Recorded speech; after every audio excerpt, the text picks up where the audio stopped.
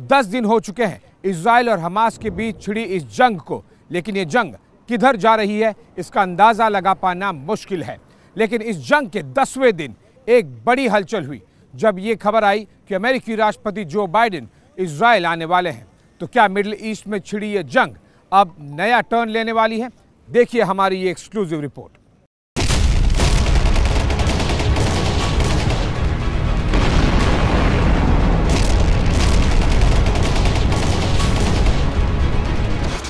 जहां बम बरस रहे हैं, जहां रॉकेट दागे जा रहे हैं, जहां इमारतें मिट्टी में मिलाई जा रही हैं,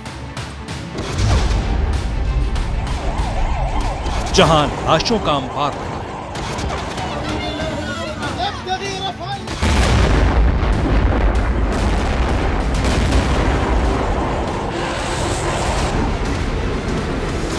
इजराइल हमास के उस मैदान जंग में अब क्या होने जा रहा है? क्या ये लड़ाई महाजंग की ओर बढ़ रही है? ऐसी आशंका क्यों जताई जा रही है, जरा ये समझिए। अमेरिकी राष्ट्रपति जो बाइडेन बुधवार या गुरुवार को इजराइल पहुंचने वाले हैं। जर्मनी के चांसलर ओलाफ शोल्ज भी मंगलवार को तेल अवीव पहुंच रहे हैं। अमेरिका के विदेश मंत्री ब्लिंकन 6 अरब देशों का दौरा करके वापस इजराइल पहुंच चुके हैं। ऐसा लग रहा है जल्द कुछ बड़ा होने वाला है और इसके लिए तेल अवीव में ब्लूप्रिंट तैयार होने वाला है। तेल अवीव में ये जमावड़ा ऐसे वक्त में हो रहा है जबकि इजराइल ने गाजा पट्टी पर हवाई हमलों की फ्रीक्वेंसी बढ़ा दी है। गाजा पट्टी पर एयर स्ट्राइक से इजराइल ने कई इमारतों को मटियामेट कर दिया है। इजराइल का दावा है कि उसने हमास के लगभग 250 मिलिट्री ठिकाने तबाह किए, इनमें से ज्यादातर उत्तरी गाजा में थे।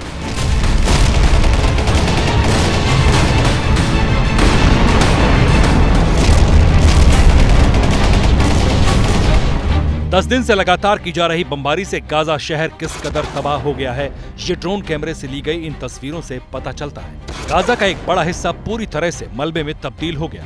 इजरायली बमबारी के बाद गाजा पट्टी के खान यूनिस में शवों का अंबार लग गया। सोमवार सुबह सुबह हुए हवाई हमले में मारे गए अपनों के शव लोग कंधों पर उठाकर ले जाते दिखे। गाजा पट्टी में क्या होने वाला है, या तो इसे इजराइल जानता है या फिर अमेरिका। इजराइल ने गाजा बॉर्डर पर लाखों सैनिक, टैंक और तोपें तैनात करके अपने मंसूबे एकदम साफ कर दिए थे, लेकिन ये भी एक सच्चाई है कि वो ग्राउंड ऑपरेशन पर अभी तक आगे नहीं बढ़ा है। इसी सिलसिले में अमेरिकी विदेश मंत्री ब्लिंकन का 6 अरब देशों का तूफानी दौरा और उसके बाद अमेरिकी राष्ट्रपति जो बाइडेन और जर्मनी के चांसलर ओलाफ शोल्ज का तेल अवीव पहुंचना एक बेहद महत्वपूर्ण घटनाक्रम हो सकता है। भीषण जंग के बीच अमेरिका से एक और युद्धपोत का आना भी खासा अहम है।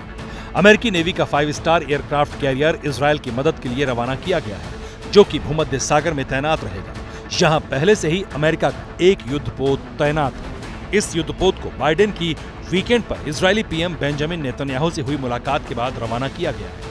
इसका जिक्र खुद बाइडेन ने एक पोस्ट करके किया। ऐसे में सवाल उठता है कि भूमध्य सागर में अमेरिका के 2 युद्धपोत तैनात करने के क्या मायने?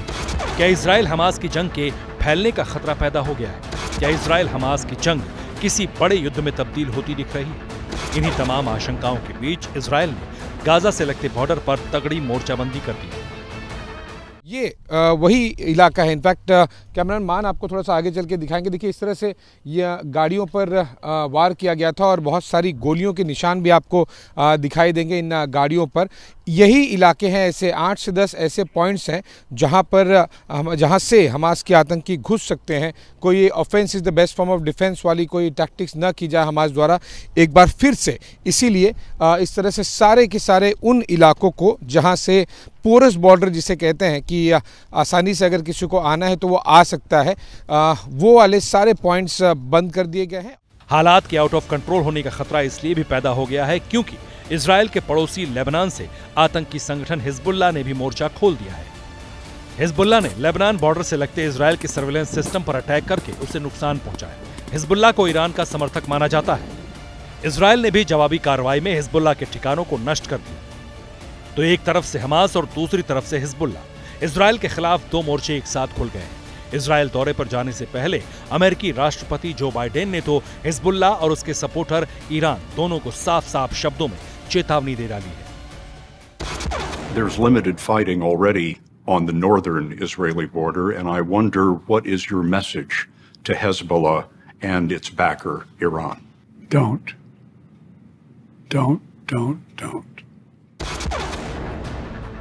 हिजबुल्लाह और ईरान को बाइडेन की इस चेतावनी के मतलब साफ पता है। इससे यह अंदाजा लग रहा है कि जंग फैलने वाली है। इजराइल हमास को मटियामेट करने के मिशन में लगा ही है। उसने इस बीच हमास के टॉप कमांडर्स को ढेर करने का दावा किया। बड़े आतंकी जो ढेर हुए हैं, अली कादी हमास का खूंखार नकबा फोर्स का कमांडर है ये। इसके बाद Mutaz Eid Hamas southern district national security का कमांडर इसे कहा जाता है। इसके बाद जकारिया अबू ममार हमास के इंटरनेशनल रिलेशन ऑफिस का हेड है ये। जवाद अबू शमाला ये भी मारा गया है। गाजा पट्टी में हमास का मिनिस्टर ऑफ इकोनॉमी इसे कहा जाता है। हमास की खूंखार नकबा फोर्स का ही कमांडर बिलाल अल कद्र भी मारा गया है, जिन आतंकियों को ढेर किया गया। मेराद अबू मेराद गाजा सिटी में हमास का एयर सिस्टम प्रमुख है ये। तो ये तमाम वो नाम है जिस पर अटैक कर इजराइल ने इन तमाम लोगों का, इन आतंकियों का जो खात्मा है पूरी तरीके से कर दिया है।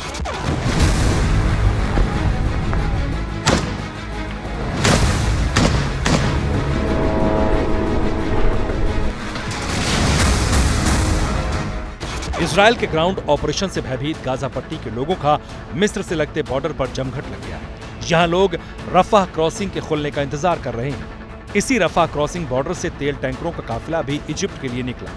गाजा पट्टी से लगते बॉर्डर बंद है, अंदर हवाई हमले जारी हैं, लेकिन गाजा बॉर्डर पर डटी इजरायली आर्मी 10 दिन से हुक्म का इंतजार कर रही है।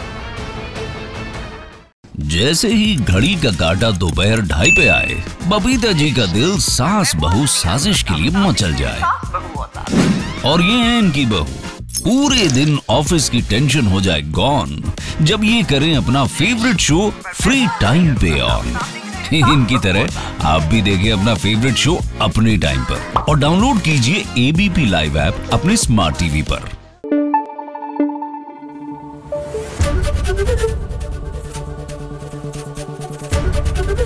एबीपी न्यूज आपको रखे आगे।